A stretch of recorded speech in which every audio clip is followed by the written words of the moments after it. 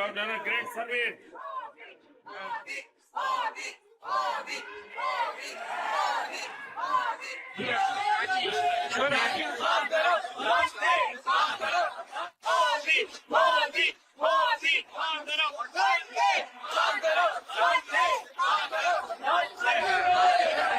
लग रहा है मिनी हिंदुस्तान उमड़ आया।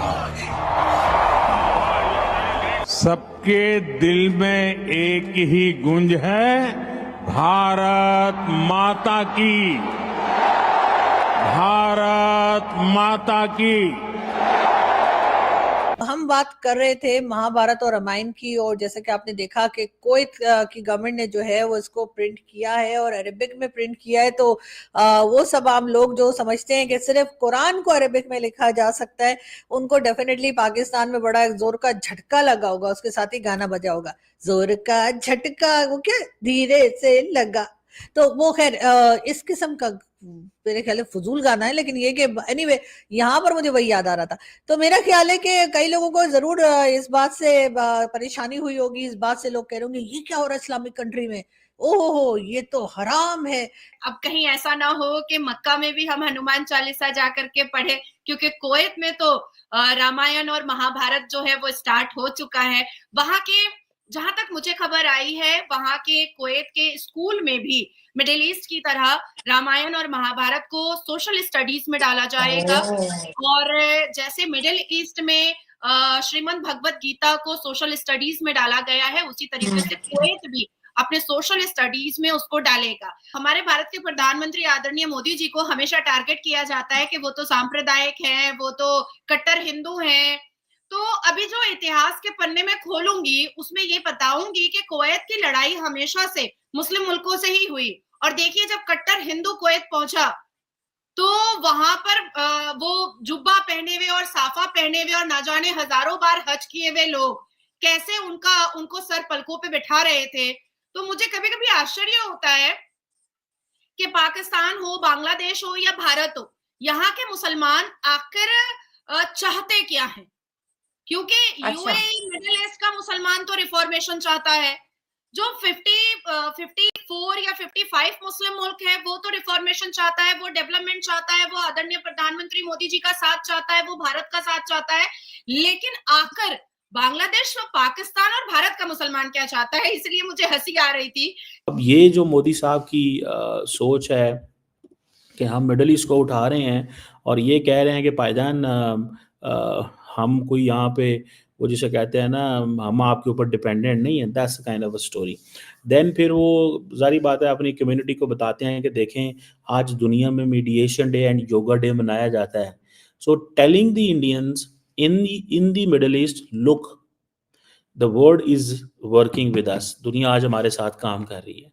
ठीक है जी, ये सारी बात है, ये एक चीज़ तो इम्पॉर्टेंट है, इसमें तो कोई शक नहीं है कि इस चीज़ की वैल्यू वर्थ जो है वो मौजूद है कि आज दुनिया जो है वो yoga day and mediation day. और मज़े की बात है क्योंकि योगा एंड मीडिएशन को जो लोगों की वेल बीइंग, हेल्थ और इन चीज़ों में काफ़ी ज़्यादा जो अहमियत दी जाती है, तो उसके लिए वो समझा जाता है कि जी इसकी बड़ी रेलेवेंस है, बड़ी वैल्यू है, इसकी इम्पोर्टेंस है। तो ये चीज़ एक this is something which is very very important. So Modi साहब उसको भी वो रिमाइंड कराता है कि अब देखो योगा दुनिया में दिखाई जाती है, मीन्स कि जो आइडिया ऑफ इंडिया है और the story of the India is relevant.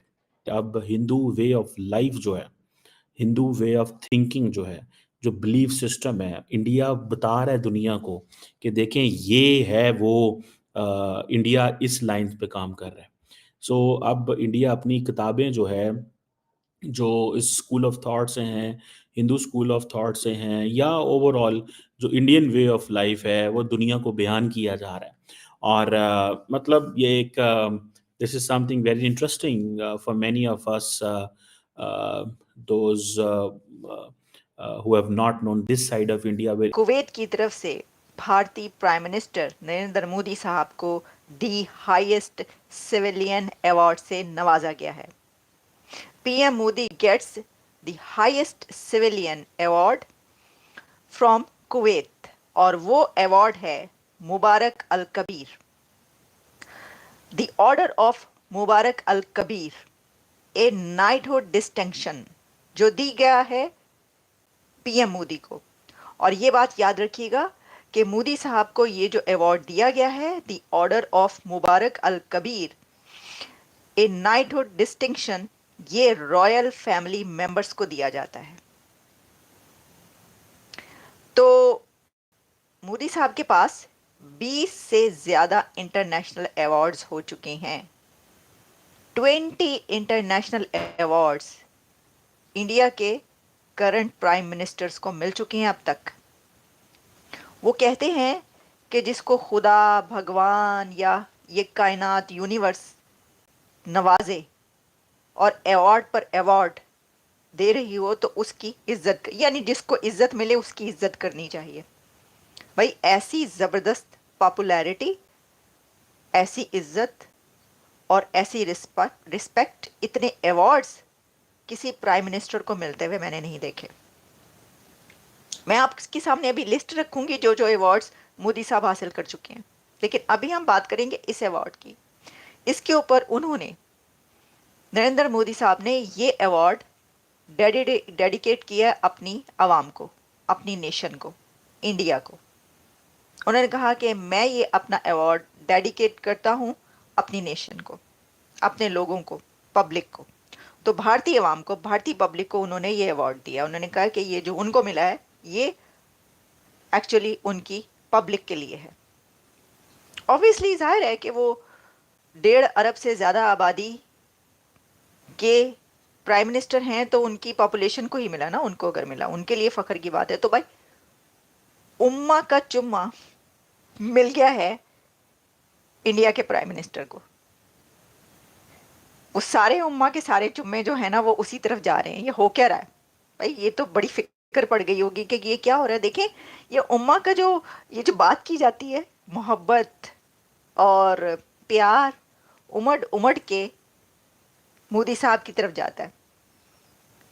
तो इसीलिए हम कहा करते हैं कि वो जो कभी कहते थे ना कि जी ये वो मुसलमान भाई भाई, असी भी मुसलमान थे तुसी भी मुसलमान हैं, ये वो दौर ही नहीं रहा। ये दौर नहीं रहा भाई। अब ये दौर है इकोनॉमी का, ये दौर है ताकतों का, ये दौर है अपने आप को ऐसा बनाकर दिखाने का कि लोग आपकी इज्जत करें। अच्छा मैं आपको ये बात बताऊं, मुझे इस खबर का इंतज़ार था, मुझे ये इल्म था। अब आप कहेंगे कि क्या मुझे कुवैत की गवर्नमेंट ने बता दिया था? नहीं, ऐसी कोई बात नहीं है। लेकिन क्योंकि मोदी साहब जहां जिस कंट्री में भी जा रहे हैं वो अवार्ड लिए बगैर वापस ही नहीं आते, इसलिए मुझे पता था कि ये अवार्ड यहां से दिया जाएगा। अच्छा देखें इसमें एक बड़ा अहम एंगल क्या है, वो ये है कि कुवैत 43 इयर्स के बाद इंडिया का कोई प्राइम मिनिस्टर पहुंचा है। ऐसा लग रहा है कि वो इंतज़ार कर रहे थे, कुवैती इंतज़ार में बैठे हुए थे कि मोदी साहब आए तो सही, किसी तरीके से पहुंचे तो सही यहाँ पर। जैसे ही वो वहाँ पर पहुंचे उन्होंने चीफ गेस्ट बना दिया उनको गल्फ कप का, साथ ही जो है वो उनको उन्होंने हर तरह का मतलब एक ज़बरदस्त किस्म का इस्तकबाल किया। फिर क्राउन प्रिंस से लेकर सब ने मुलाकातें की और उन्होंने हाथों हाथ उनको दस्ती के दस्ती वो अवार्ड, अपना दी हाईएस्ट सिविलियन अवार्ड उनको दे दिया उन्होंने।